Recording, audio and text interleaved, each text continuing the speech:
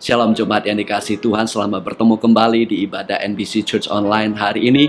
Saya berdoa saudara dan keluarga semua dalam keadaan baik adanya, tetap dalam pemeliharaan Tuhan kita Yesus Kristus. Saudara yang kekasih dalam Tuhan, sebentar kita akan beribadah menyembah Tuhan bersama-sama. Saya mendorong dan mengajak saudara untuk meluangkan waktu ini, mengesampingkan perkara yang lain, untuk sungguh-sungguh datang beribadah, menyanyikan pujian bersama untuk menyembah Tuhan. Dan kita percaya orang-orang yang menanti-nantikan Tuhan akan mendapatkan kekuatan yang baru. Sebentar juga untuk Ibu Lucy akan menyampaikan renungan firman Tuhan yang saya yakin akan sangat memberkati saudara. Mari saudara kita bersama-sama untuk kita menyembah Tuhan. Banyak yang kau perbuat di dalam hidupku, rancangan indahmu terjadi di hidupku. Bapa yang mengerti segala yang ku perlu, kasih-Mu sempurna nyata dalam hidupku. Ku bersyukur Bapa, ku bersyukur Tuhan, buat kasih setiamu di dalam hidupku. Ku bersyukur, kami bersyukur Bapa, ku bersyukur Bapa, ku bersyukur Tuhan, buat kasih setiamu di dalam hidupku. Ku bersyukur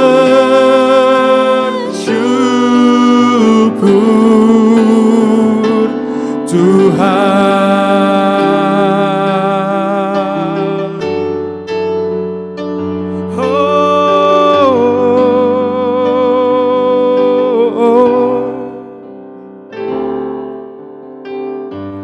Banyak yang kau perbuat di dalam hidupku,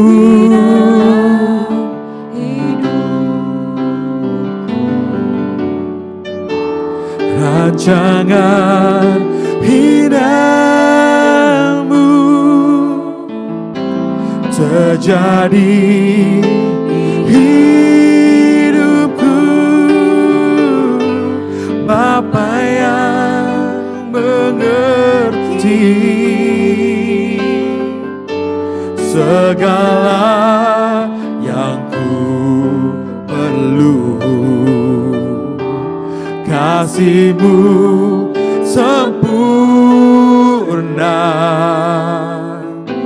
nyata dalam hidupku. Ku bersyukur,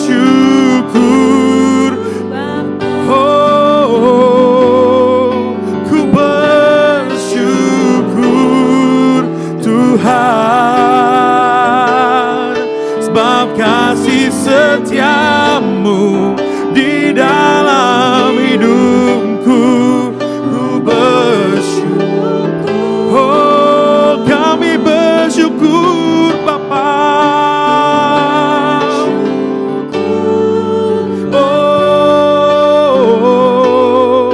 ku bersyukur Tuhan, buat kasih setiamu di dalam hidupku. Ku bersyukur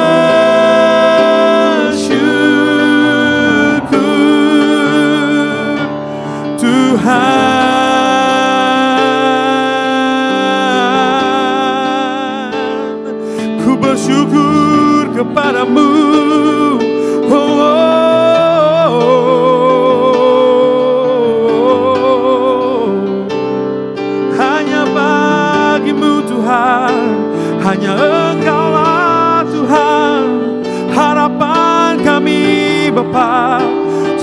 hatiku, hatiku takkan gentar. Katakan dengan iman. Tahu tanganmu yang menopangku, tak ada lembah kelam, oh, lewati tanpa. Katakan sekali lagi, hatiku takkan gentar Tuhan. Oh, yang menopangku, tak ada lembah kelam, tak ada lembah kelam yang tak ku lewati tanpa hadirmu. Kaulah Yesus, Kaulah Tuhan, hanya Kau ku percaya. Oh, Kaulah Yesus, Kaulah Tuhan, harapan hidupku.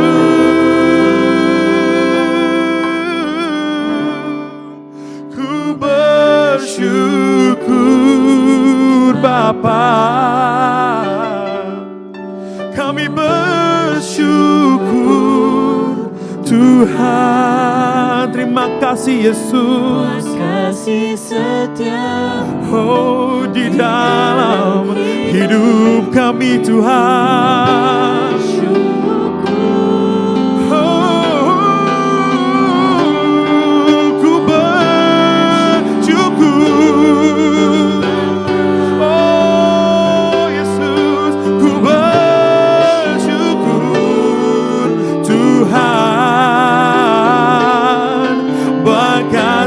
Setiamu di dalam hidupku, ku bersyukur. Kami katakan bersyukur. Ku bersyukur.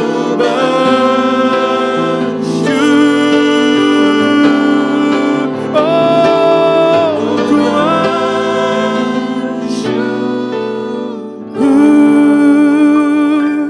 Tuhan.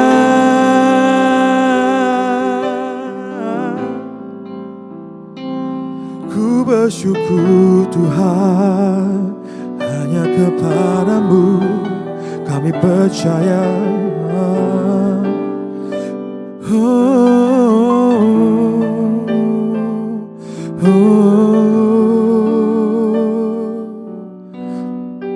Tuhan, kami ingin menyanyikan lagu sekali lagi ya Tuhan. Dengan iman kami katakan Tuhan, tak ada lembah kelam yang tak ku lewati tanpa hadirmu.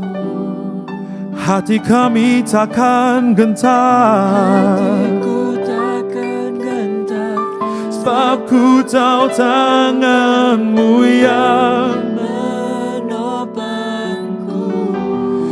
sekali lagi kami katakan, tak ada lembah kelam, oh, yang tak ku lewati tanpa hadirmu.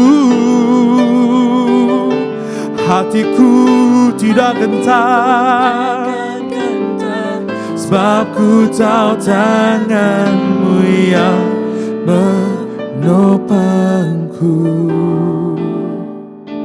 Engkaulah Yesus, Kaulah Tuhan, hanya Kau ku percaya. Kaulah Yesus,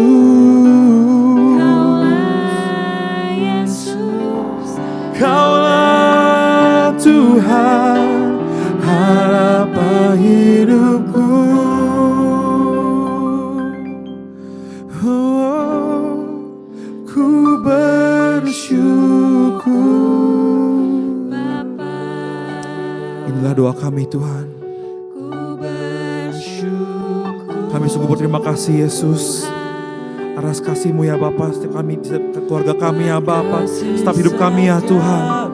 Kalau kasih-Mu tidak pernah habis ya Bapa. Hidupku ku bersyukur, kami serahkan doa kami serahkan ucapan syukur kami kepadamu Yesus. Hanya kepadamu Tuhan.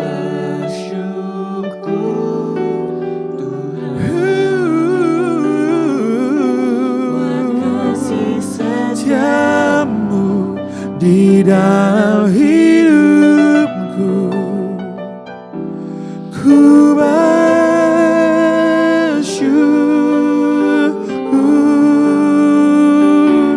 ku bersyukur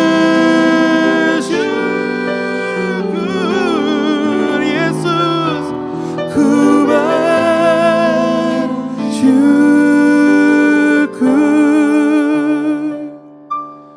Tuhan.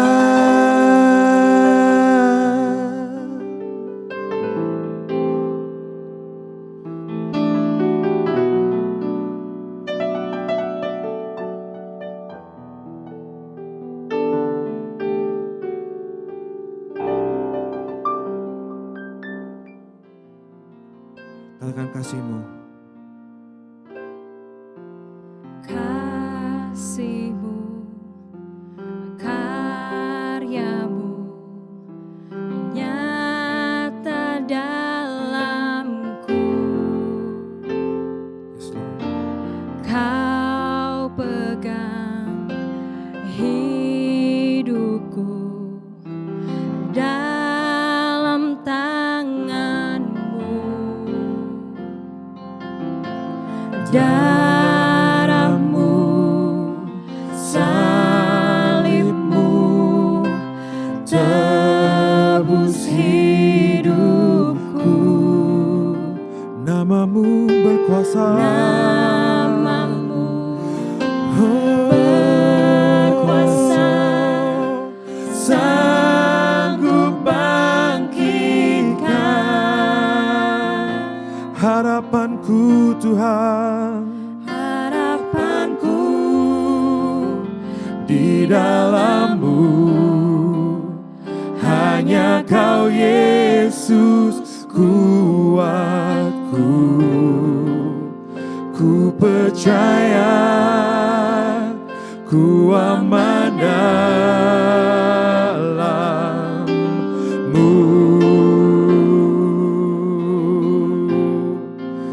Kasih-Mu, kasih-Mu, karya-Mu nyata dalamku.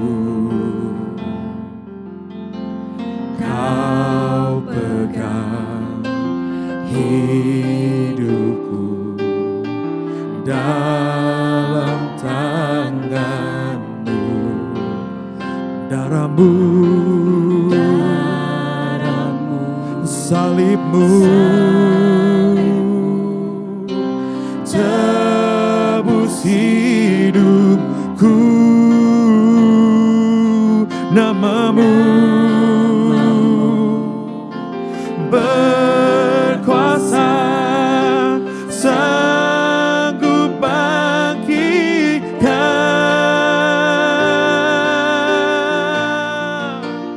harapanku. Di dalam-Mu hanya Kau Yesus kuatku. Ku percaya, ku aman dalam-Mu.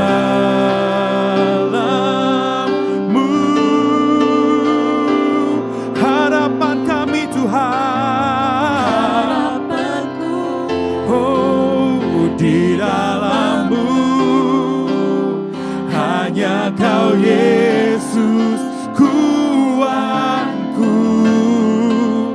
Ku percaya, ku aman dalam-Mu. Oh, tak pernah gagal.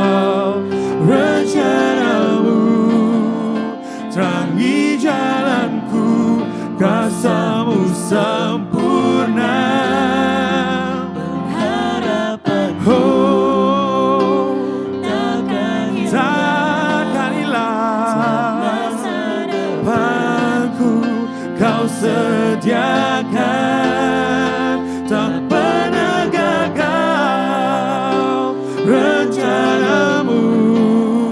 Terangi jalanku, kuasa-Mu sempurna, pengharapanku takkan hilang. Harapanku dalam-Mu, harapanku di dalam-Mu. Hanya Kau Yesus kuat, hanya Kau Tuhan, kami percaya Tuhan. Ku aman dalam-Mu.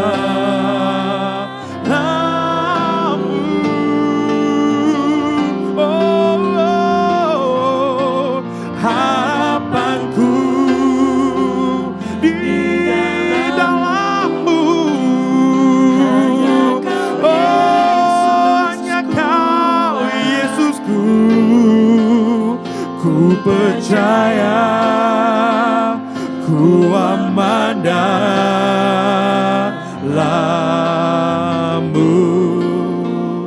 Ku percaya, oh, ku aman dalam-Mu. Ku percaya, ku aman dalam-Mu.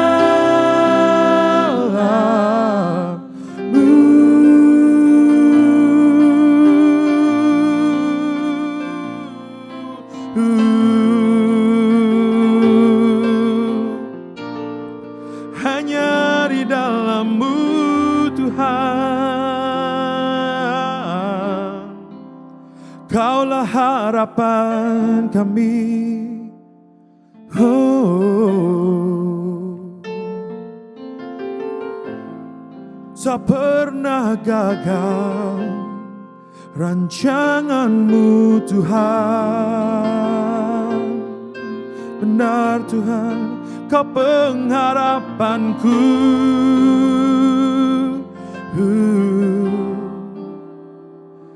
Kuatanku Tuhan.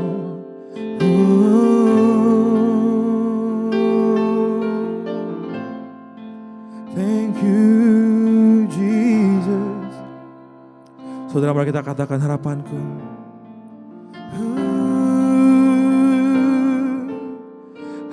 Harapanku di dalam-Mu, hanya Kau Yesus kuatku. ku percaya, Ku percaya, ku aman. Sekali lagi katakan, ku percaya. Ku percaya kami aman Tuhan. Ku aman dalam-Mu.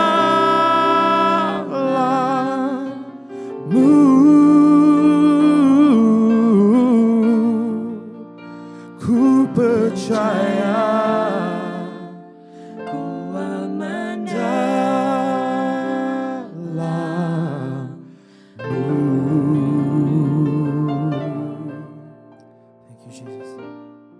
Shalom, selamat pagi saudara yang Tuhan kasihi. Selamat bertemu kembali lewat ibadah online New Beginning Church. Saya berharap dimanapun saudara berada, saudara dalam keadaan yang baik.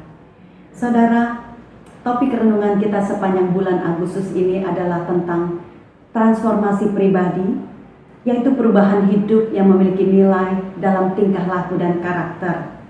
Untuk itu kita membutuhkan nilai-nilai penuntun yang akan membimbing kita dan menuntun kita dari satu perubahan kepada perubahan yang lainnya. Gereja kita menyebutnya dengan sebutan FIGHTS. Mudah diingat ya. FIGHTS adalah faithful, integrity, gracious, humble, teachable, and spirit-led. Yang dalam bahasa Indonesia disebutkan sebagai kesetiaan, integritas, kemurahan hati, kerendahan hati, roh yang bisa diajar, serta dipimpin oleh Roh Allah. Saudara, saya percaya bahwa nilai-nilai ini akan menuntun kita. Nilai-nilai ini akan membimbing dan mengajarkan kita untuk kita bisa mengaplikasikan, mempraktekkan di dalam kehidupan kita sehari-hari, dimanapun kita berada, tentunya di dalam lingkungan keluarga kita terlebih dulu, komunitas di mana kita berjemaat, bergereja, atau komunitas di mana di tempat kita bekerja ataupun berusaha. Saudara, sehingga hidup kita sungguh-sungguh menjadi hidup yang meneladani kehidupan Kristus. Pagi hari ini saya akan meneruskan renungan kita mengenai kerendahan hati. Saudara, kita berdoa terlebih dulu. Bapa, terima kasih untuk setiap kesempatan yang terbaik di dalam hidup kami, untuk kami bisa belajar kebenaran firman-Mu. Kami berdoa, Roh Kudus, Engkau akan menolong setiap kami, memberikan kepada kami hikmat dan pengertian untuk kami mengenal kehendak Allah yang sempurna di dalam kehidupan setiap kami. Biarlah hati kami menjadi tanah hati yang subur, Tuhan. Untuk setiap benih itu yang ditanam, itu bertumbuh dan berbuah untuk hidup kami, mempermuliakan Tuhan. Terima kasih Bapa, di dalam nama Tuhan Yesus kami berdoa. Amin. Puji Tuhan. Saudara, saya mengajak saudara semua bersama untuk membaca terlebih dahulu dari Filipi pasal yang kedua ayat 1 sampai ke 11. Nasihat supaya bersatu dan merendahkan diri seperti Kristus. Jadi karena dalam Kristus ada nasihat, ada penghiburan kasih, ada persekutuan roh, ada kasih mesra dan belas kasihan. Karena itu sempurnakanlah sukacitaku dengan ini. Hendaklah kamu sehati sepikir dalam satu kasih, satu jiwa, satu tujuan, dengan tidak mencari kepentingan sendiri atau puji-pujian yang sia-sia. Sebaliknya hendaklah dengan rendah hati yang seorang menganggap yang lain lebih utama daripada dirinya sendiri. Dan janganlah tiap-tiap orang hanya memperhatikan kepentingannya sendiri, tetapi kepentingan orang lain juga. Hendaklah kamu dalam hidupmu bersama menaruh pikiran dan perasaan yang terdapat juga dalam Kristus Yesus, yang walaupun dalam rupa Allah, tidak menganggap kesetaraan dengan Allah itu sebagai milik yang harus dipertahankan, melainkan telah mengosongkan dirinya dan mengambil rupa seorang hamba dan menjadi sama dengan manusia. Dan dalam keadaan sebagai manusia, ia telah merendahkan dirinya dan taat sampai mati, bahkan sampai mati di kayu salib. Itulah sebabnya Allah sangat meninggikan dia dan mengaruniakan kepadanya nama di atas segala nama, supaya dalam nama Yesus bertekuk lutut segala yang ada di langit dan yang ada di atas bumi dan yang ada di bawah bumi, dan segala lidah mengaku Yesus Kristus adalah Tuhan, bagi kemuliaan Allah Bapa. Amin. Saudara, surat ini ditulis oleh Paulus ditujukan kepada jemaat di Filipi untuk mengajar mereka bagaimana mereka harus hidup sesuai dengan teladan Tuhan Yesus. Jemaat di Filipi ini merupakan jemaat yang memiliki hubungan yang baik dengan Tuhan, baik di kalangan para pemimpin maupun di dalam kehidupan para jemaat. Mereka adalah jemaat yang giat mengabarkan Injil. Paulus sangat mengasihi jemaat di Filipi ini. Namun ada satu kerinduan Paulus yang ingin Paulus sampaikan kepada mereka, bahwa di dalam giatnya mereka mengabarkan Injil, mereka yang memiliki satu hati, satu tujuan, satu pikiran, Paulus ingin agar mereka juga memiliki pikiran dan perasaan yang terdapat di dalam Kristus Yesus, yaitu di dalam hal kerendahan hati. Saudara, kita akan bersama-sama belajar tentang kerendahan hati. Apa itu kerendahan hati? Saudara, kerendahan hati merupakan sikap yang positif. Sikap menyadari bahwa setiap kita, saya dan saudara, kita memiliki kemampuan yang terbatas, kita juga memiliki ketidakmampuan. Saudara, sikap rendah hati adalah sikap yang tidak mencari keuntungan sendiri, tidak memiliki ambisi pribadi, juga sikap yang tidak mencari puji-pujian yang sia-sia. Sikap rendah hati menganggap yang lain lebih utama daripada dirinya sendiri. Sikap rendah hati memperhatikan kebutuhan orang lain, kepentingan orang lain, selain kepentingan ataupun kebutuhannya sendiri. Saudara, pada umumnya orang-orang yang memiliki sikap rendah hati, Mereka adalah orang-orang yang bisa menerima pengajaran dari orang lain. Mereka bisa menerima masukan. Mereka bisa menerima nasihat dari orang lain. Mereka mudah menempatkan diri bergaul dengan orang lain. Mereka bisa menghargai orang lain dengan tulus karena mereka tidak menganggap bahwa mereka lebih dari orang lain. Mereka tidak menganggap mereka lebih educated, lebih mulia, lebih tinggi martabat ataupun status sosial dari orang lain. Saudara, itu merupakan beberapa ciri-ciri dari kerendahan hati. Saudara, mengapa Paulus ingin agar kita semua hidup di dalam kerendahan hati? Paulus mendorong jemaat di Filipi untuk hidup di dalam kerendahan hati karena sikap rendah hati adalah sikap yang membangun kesatuan yang kuat di antara sesama. Terlebih lagi mereka yang memiliki satu hati, satu pikiran, satu tujuan. Tentunya dibutuhkan kerendahan hati untuk mereka tetap bisa bersatu. Saudara, ingat yang pepatah yang mengatakan, bersatu kita teguh, bercerai kita runtuh. Di dalam Matius 12 ayat ke-25, firman Tuhan mengatakan, setiap kerajaan yang terpecah-pecah pasti binasa, dan setiap kota atau rumah tangga yang terpecah-pecah tidak dapat bertahan.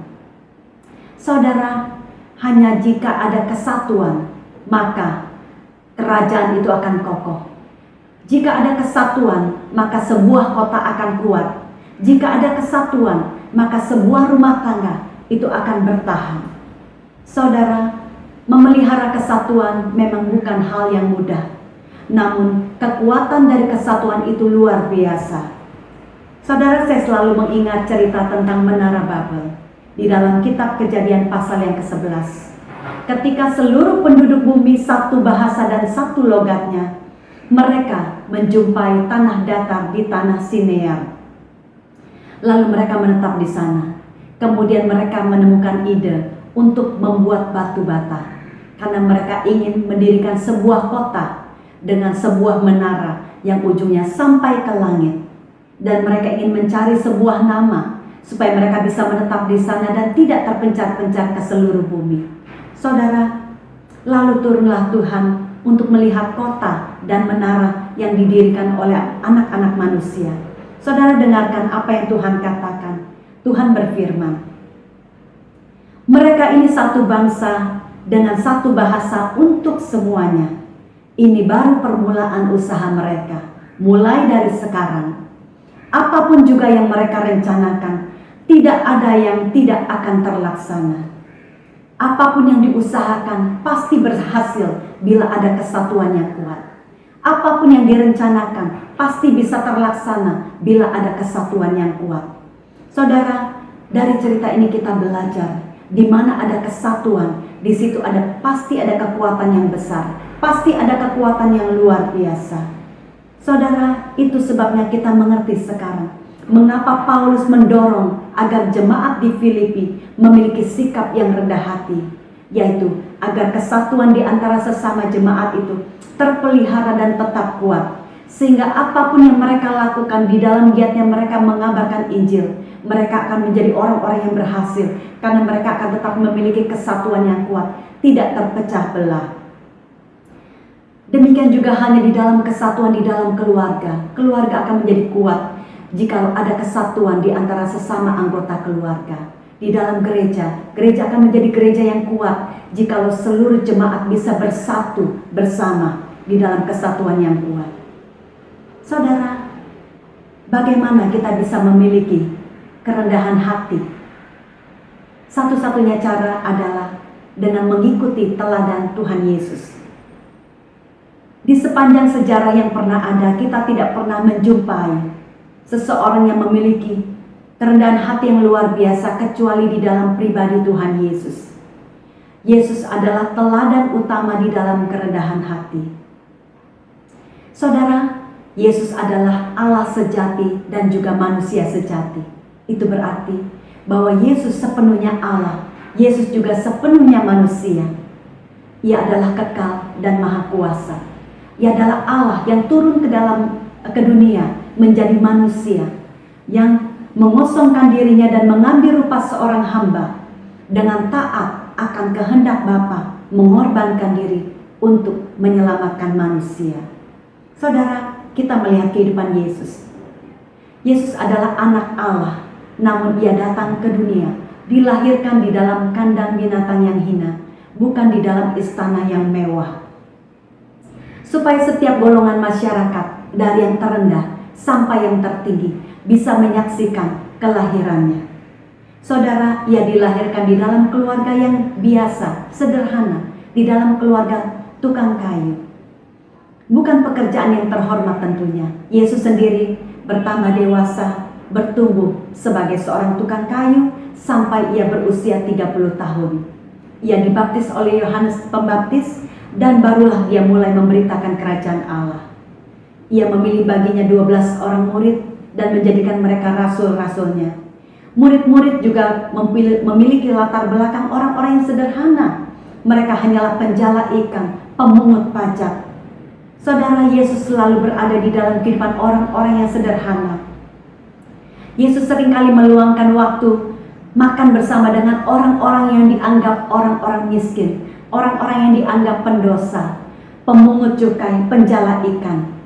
Namun Yesus mengajar sebagai orang yang punya kuasa, penuh kuasa. Yesus ramah dan disenangi oleh banyak orang. Itu sebabnya di dalam kemanapun Yesus mengajar, orang banyak itu berbondong-bondong mengikuti Yesus, ingin mendengar pengajaran Yesus. Mereka kagum karena Yesus mengajar dengan otoritas dan wibawa. Saudara, Yesus ada untuk memenuhi kebutuhan orang-orang banyak. Ia menyembuhkan orang kusta, orang bisu, orang yang kerasukan setan, orang lumpuh. Ia membangkitkan orang dari kematian. Ia melakukan mujizat memberi makan ribuan orang.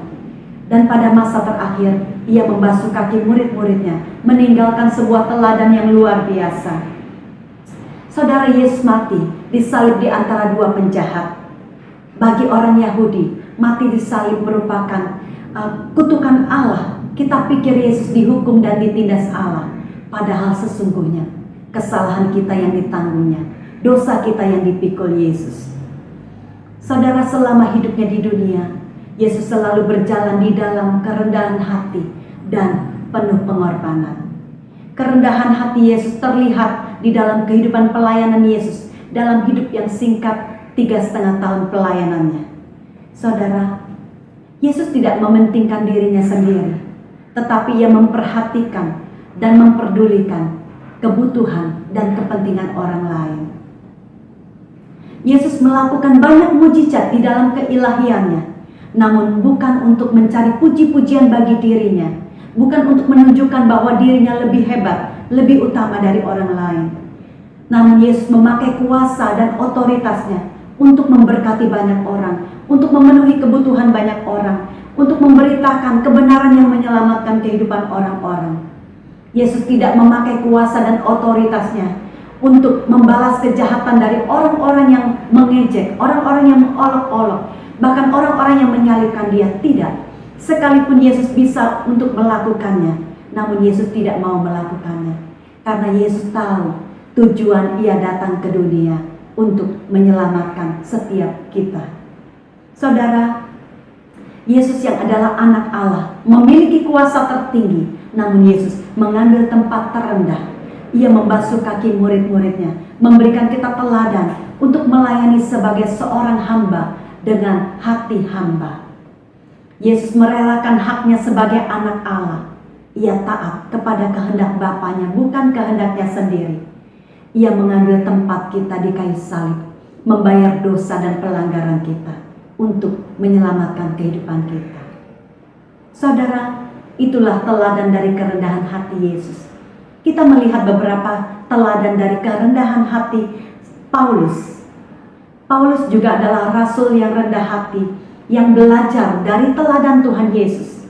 Dan Paulus mau agar setiap kita, saya dan saudara juga belajar daripadanya. Saudara, di dalam 1 Korintus 11 ayat pertama, Paulus berkata, "Jadilah pengikutku, sama seperti aku juga menjadi pengikut Kristus." Saudara, beberapa teladan Paulus dalam kerendahan hatinya. Di dalam setiap tulisan Paulus, Paulus dengan bangga menyebut dirinya sebagai hamba Kristus Yesus. Saudara, Paulus adalah rasul yang luar biasa dalam pelayanan. Namun Paulus mengakui bahwa ia adalah orang yang paling berdosa karena masa lalunya sebagai penghujat dan penganiaya orang Kristen. Ditulis di dalam Galatia 1 ayat ke-13. Sebab kamu telah mendengar hidupku dulu dalam agama Yahudi. Tanpa batas aku menganiaya jemaat Allah dan berusaha membinasakannya. Saudara, di dalam pelayanannya, Paulus tidak pernah menyombongkan diri atas segala keberhasilan pelayanannya, ataupun dia meninggikan diri atas segala keberhasilannya. Malah sebaliknya, Paulus selalu meninggikan Allah sebagai sumber dari segala keberhasilan pelayanannya. Saudara, Paulus mau bahwa setiap kita belajar dari kerendahan hati Kristus. Karena kalau kita memiliki kerendahan hati seperti Yesus, saudara, yang tidak mencari pujian, yang tidak mencari keuntungan pribadi, namun yang memperdulikan kebutuhan orang lain, saudara, maka kita akan bisa bekerja sama di antara sesama kita. Maka kita akan bisa melayani bersama-sama dengan komunitas yang ada. Ada kesatuan yang kuat di antara kita dan di antara sesama, baik itu di dalam keluarga maupun di dalam jemaat Tuhan. Sebaliknya saudara, kalau kita mulai menjadi egois, memikirkan kebutuhan kita, kepentingan kita, kalau kita mulai menjadi sombong, kalau kita mulai menjadi angkuh, mencari kepentingan sendiri, mencari pujian, mencari ketenaran nama sendiri, maka semua itu merupakan akar yang menyebabkan perselisihan. Akar yang meruntuhkan kesatuan, yang pada akhirnya akan menimbulkan perpecahan di antara kita satu sama lain. Entah di dalam keluarga, entah di dalam kehidupan berjemaat di dalam gereja. Saudara, mari kita mau meneladani sikap kerendahan hati seperti Yesus, seperti Paulus yang adalah rendah hati. Dalam setiap kemampuan yang kita miliki, dalam setiap kelebihan yang kita punya, dalam setiap kekuatan-kekuatan kita, biarlah kita boleh memakai semuanya itu untuk kita menjadi berkat bagi orang lain. Biarlah kita bisa berbagi dengan mereka apa yang menjadi kelebihan kita, untuk kita bisa pakai melayani orang lain, memberitakan kebenaran yang menyelamatkan. Saudara, apapun yang kita bisa lakukan untuk memberkati sesama kita, mari kita melakukannya. Kita tidak mencari reputasi diri sendiri, kita tidak mencari pujian dari manusia, kita tidak egois, hanya memikirkan kepentingan-kepentingan diri sendiri. Tetapi biarlah kita hidup meneladani kerendahan hati Kristus, sehingga kita bisa memelihara kesatuan yang kuat di mana kita ada. Saudara, ada upah dari kerendahan hati. Yesus memang mati di salib, namun 3 hari kemudian Yesus bangkit. Puji Tuhan, Allah membangkitkan dia dari kematian dan membuktikan bahwa Yesus adalah anak Allah yang hidup. Allah meninggikan Yesus dan mengaruniakan nama di atas segala nama, nama yang penuh dengan kuasa dan nama yang penuh dengan otoritas, di mana setiap lutut akan bertelut dan setiap lidah akan mengaku Yesus Kristus adalah Tuhan. Saudara, bagaimana dengan kita? Saudara, ada upah bagi setiap kita yang mau hidup di dalam kerendahan hati. Beberapa firman Tuhan mengatakan, Yakobus 4 ayat ke-6, Allah mengasihi orang yang rendah hati, tetapi menentang orang yang sombong atau congkak. Amsal 18 ayat 12, tinggi hati mendahului kehancuran, tetapi kerendahan hati mendahului kehormatan. Mazmur 149 ayat 4, sebab Tuhan berkenan kepada umatnya, Ia memahkotai orang-orang yang rendah hati dengan keselamatan. Mazmur 37 ayat 11, tetapi orang-orang yang rendah hati akan mewarisi negeri dan bergembira karena kesejahteraan yang berlimpah-limpah. Saudara, orang yang rendah hati dikasihi Tuhan. Orang yang rendah hati akan menerima kehormatan, keselamatan. Mereka akan mewarisi negeri, mereka akan bergembira, mereka akan menikmati kesejahteraan yang berlimpah-limpah. Saudara, ayat-ayat tersebut di atas merupakan firman Tuhan dan janji-janji Allah bagi orang-orang yang memiliki rendah hati. Namun saya percaya masih banyak janji-janji Allah yang Tuhan limpahkan bagi orang-orang yang rendah hati. Saudara, saya ingin menyaksikan sedikit kesaksian tentang upah dari kerendahan hati. Pada waktu lockdown kira-kira 3 bulan yang lalu, seorang teman jemaat New Beginning Church menghubungi saya lewat telepon. Dia sangat sedih sekali, dia menangis di telepon. Saudara, dia baru saja mendapat pekerjaan di F&B. Dia punya latar belakang yang sangat baik dan terlatih di F&B. Dan dia baru saja diterima di salah satu tempat makan. Dan saudara, di tempat yang baru ini, dia merasa bahwa atasannya itu membuli dia atau membodohi dia. Atasannya tidak memberikan dia pekerjaan untuk dia kerjakan, sementara rekan kerjanya yang lain selalu sibuk. Saudara, dia merasa sedih sekali karena tidak berbuat apa-apa. Kelihatan menganggur, sehingga dia hampir putus asa. Dia katakan, mungkin dia ingin berhenti dari pekerjaan itu.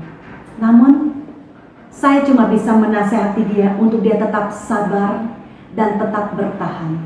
Tetap rendah hati menghadapi atasannya.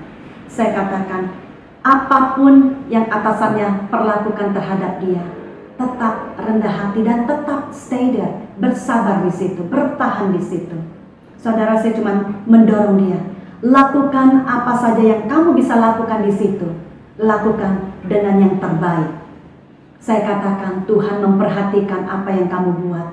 Saya katakan, promosi datang dari Tuhan, bukan dari manusia. Bertahan dan tetap stay di situ. Saudara, setelah itu kita berdoa. Saya berdoa untuk dia. Awal bulan Agustus ini dia kembali telepon saya. Dia katakan, saya mau cerita. Saudara, dia bercerita, semalam bosnya mengajak dia makan malam bersama di tempat di mana dia bekerja, bos yang paling besar. Bosnya berkata kepada dia bahwa selama ini bosnya itu memperhatikan pekerjaannya, bosnya memperhatikan sikapnya, dan bosnya berkata bahwa bosnya ini puas dengan pekerjaannya. Semua perfect. Saudara, bosnya berkata bahwa bosnya ingin memberikan dia promosi. Saudara, apa yang dia diberikan promosi? Dia diangkat menjadi manajer. Puji Tuhan. Saudara, hati saya begitu terharu sekali. Hati saya sungguh bersuka cita mendengar berita yang sangat baik ini. Dia pun kelihatan overjoyed. I'm happy with her. Saudara, saya mau katakan, selalu ada upah bagi orang-orang yang rendah hati. Saudara, kerendahan hati yang sesungguhnya itu ditemukan lewat reaksi kita, bukan lewat aksi kita. Lebih mudah untuk kita melakukan aksi rendah hati, but it's not easy untuk kita bereaksi rendah hati. Saudara, ada upah bagi kita yang mau belajar hidup rendah hati. Saudara, dunia tempat kita hidup ini mengukur kebesaran segala sesuatu dari segi kuasa, dari segi kekuatan, dari segi kekayaan, dari segi martabat, dari segi status sosial. Namun, berbeda dengan Yesus. Yesus mengukur kebesaran segala sesuatu dari segi pelayanan. Saudara, di dalam Matius 20:26-28, Tuhan Yesus berkata, barang siapa ingin menjadi besar di antara kamu, hendaklah ia menjadi pelayanmu. Barang siapa ingin menjadi terkemuka di antara kamu, hendaklah ia menjadi hambamu. Sama seperti anak manusia datang bukan untuk dilayani, melainkan untuk melayani dan untuk memberikan nyawanya bagi tebusan bagi banyak orang. Saudara, kita tidak dapat menghidupi kerendahan hati Yesus tanpa kita bersedia menjadi pelayan. Saudara, saya ingin menutup dengan cerita singkat ini. D.L. Moody adalah seorang penginjil paling terkenal di tahun 1800-an. Saudara, orang-orang akan datang dari seluruh dunia untuk menghadiri konferensi Alkitabnya di Massachusetts, di Northfield. Saudara, tahun itu konferensi dihadiri oleh sebagian besar hamba-hamba Tuhan dari Eropa. para tamu itu akan meletakkan sepatu-sepatu mereka di depan pintu kamar tidur mereka. Mereka diberikan kamar di dalam asrama sekolah Alkitab. Saudara, mereka sengaja meletakkan sepatu-sepatu mereka di depan pintu kamar tidur mereka karena mereka berharap akan ada datang pelayan-pelayan yang akan membersihkan sepatu-sepatu mereka pada tengah malam. Tentunya tidak ada pelayan di dalam asrama sekolah Alkitab. Saudara, waktu itu Moody hendak menuju ke aula untuk berdoa. Namun ia melewati pintu-pintu kamar yang ada dan Moody memperhatikan ada sepatu-sepatu yang diletakkan di depan pintu kamar. Melihat itu, Moody menyadari apa maksudnya. Kemudian Moody menceritakan apa yang menjadi idenya kepada rekan-rekannya. Namun tidak ada satupun di antara mereka yang menawarkan bantuan. Saudara, tanpa memberitahukan siapapun, Moody mulai mengumpulkan sepatu-sepatu yang ada dan membawa ke kamarnya, dan dia mulai membersihkan sepatu-sepatu itu. Namun ada seorang teman yang melihat Moody melakukannya, dan temannya ini datang untuk membantunya. Dari temannya inilah kisah ini diberitahu. Saudara, itulah D.L. Moody, seorang hamba Tuhan yang terkenal dan luar biasa. Saudara, ketenaran Moody, saudara, pujian terhadap Moody itu adalah anugerah Tuhan atas kehidupan dan pelayanan Moody yang luar biasa. Namun sebagai seorang hamba Tuhan yang terkenal dan luar biasa, Moody tetap memiliki kehidupan yang rendah hati. Saudara, Tuhan Yesus ingin kita melayani dengan segala kerendahan hati kita. Bukan hanya dengan melayani sebagai seorang hamba, namun Tuhan ingin agar kita melayani dengan sikap hati seorang hamba. Saudara, ini sangat penting, saudara perhatikan. It's not about what you do, but it's about how you do it.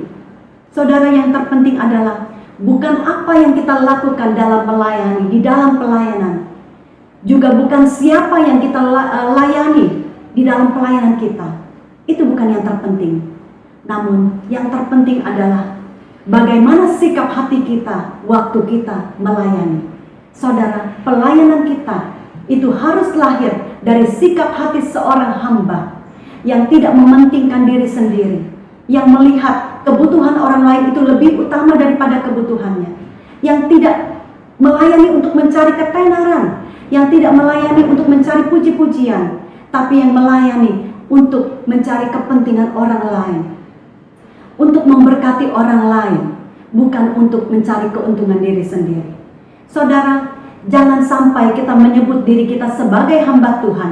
Kita bangga kemana kita pergi melayani, orang mengenal kita sebagai hamba Tuhan. Namun yang sesungguhnya kita belum melayani karena kita melayani, tetapi sesungguhnya hati kita adalah hati seorang master. Kita memiliki hati Tuhan, hati yang senang akan pelayanan, hati yang selalu menerima pujian, hati yang selalu dilayani, hati yang selalu disanjung. Namun yang sesungguhnya kita belum sungguh-sungguh melayani karena kita belum memiliki sikap hati seorang hamba. Saudara, Tuhan mau kita hidup di dalam segala kerendahan hati. Karena itulah teladan utama yang Yesus berikan bagi dunia ini dan bagi setiap kita. Di tengah keadaan yang sulit saat-saat ini, dunia butuh untuk melihat kerendahan hati itu nyata di dalam dan lewat kehidupan setiap kita. Saudara, dunia sedang mengalami kesusahan yang besar. Dunia sedang berduka. Banyak orang susah, banyak orang kehilangan pekerjaan.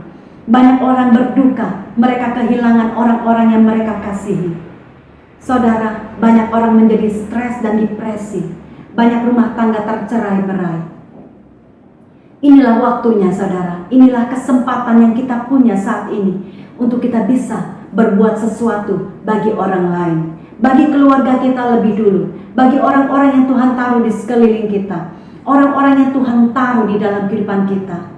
Kita mau belajar untuk peduli akan kebutuhan orang lain selain kebutuhan kita sendiri. Kita mau belajar untuk mendahulukan kepentingan orang-orang lain selain kepentingan diri kita sendiri. Saudara, kita mau transformasi itu terjadi di dalam kehidupan kita. Namun saya mau ingatkan, transformasi merupakan sebuah proses yang panjang dan berjalan perlahan. Saudara, transformasi tidak terjadi di dalam satu hari. Perlu waktu untuk kita berubah, untuk kita terus berubah dan mengalami perubahan. Saudara, jangan pernah menyerah. Teruslah berusaha untuk kita melakukan yang terbaik kita. Saudara, untuk itu saya berharap bahwa hidup di dalam kerendahan hati itu harus menjadi kerinduan setiap kita hari ini. Roh Kudus akan menolong kita. Roh Kudus akan membimbing kita. Roh Kudus akan menuntun kita.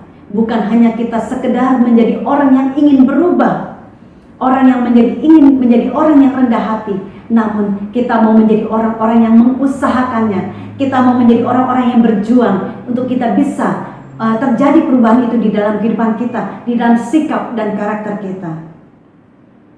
Saudara, Tuhan Yesus mengorbankan hidupnya, tidak hanya untuk membuat kita menikmati kehidupan kita sendiri, namun tujuan Yesus datang ke dunia ini itu lebih dalam, yaitu menjadikan kita seperti dirinya, dengan memiliki karakter yang rendah hati, sebagaimana Yesus adalah rendah hati, sehingga kita hidup dan hidup kita bisa menjadi berkat bagi sesama kita. Saudara, saya percaya terjadi transformasi di dalam kehidupan kita pada pagi hari ini, karena kita belajar untuk kita melakukan yang terbaik, untuk kita mau berubah, untuk kita mau melakukan, belajar untuk memiliki kerendahan hati sebagaimana Yesus yang adalah rendah hati. Puji Tuhan, Tuhan Yesus memberkati setiap kita.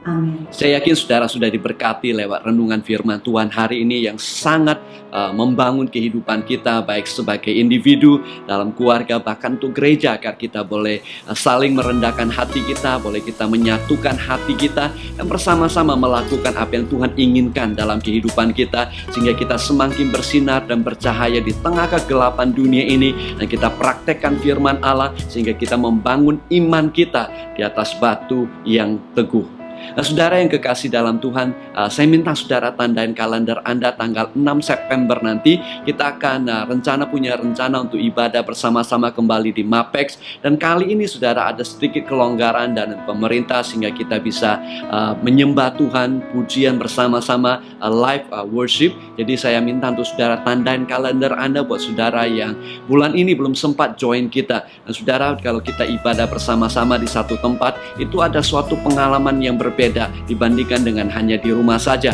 Ayo saudara, mari kita bersama-sama. Nanti informasi lebih lanjut akan kita sampaikan minggu berikutnya. Tapi yang penting adalah saudara perlu nanti mendaftar. Kita akan sediakan untuk informasinya buat saudara. Tuhan Yesus memberkati saudara. Mari kita akhiri dengan doa bersama. Tuhan, terima kasih buat kesempatan kami boleh beribadah kepada Tuhan hari ini, mendengarkan firman Tuhan. Kami berdoa Engkau memberkati apa yang telah kami terima hari ini, sehingga bisa bertumbuh dalam kehidupan kami. Tuhan, kami mohon belas kasihan-Mu atas Singapura, bahkan atas Indonesia, bahkan bangsa-bangsa, agar kami boleh cepat mengatasi situasi ini. Dan Tuhan juga urapi gereja-Mu dimanapun kami berada, untuk kami boleh menjadi terang di tengah kegelapan dunia ini. Tuhan, berkati umat-Mu, lindungi, jauhkan segala yang jahat, gagalkan niat jahat manusia, gagalkan rencana iblis, tegakkan kerajaan-Mu jadi kehendak Tuhan yang sempurna dalam hidup umat-Mu, dalam rumah tangga, pekerjaan, usaha, bahkan studi mereka. Mari Bapa, Engkau yang memberkati mereka dan hardik belalang pelahap dari kehidupan mereka, pekerjaan mereka. Demikian juga hardik virus COVID-19 ini dari kehidupan kami, tidak mendekat dalam hidup kami, rumah tangga dan keluarga kami dan gereja kami. Umat yang dikasih Tuhan, angkat kedua tangan saudara, terimalah berkat Tuhan, kasih dari Bapa Surgawi, karunia Tuhan Yesus Kristus, persekutuan, penghiburan, urapan Roh Kudus menyertai setiap saudara, mulai sekarang ini sampai selama-lamanya, dalam nama Tuhan Yesus Kristus. Amin. Amin. Tuhan Yesus memberkati saudara. Selamat hari Minggu.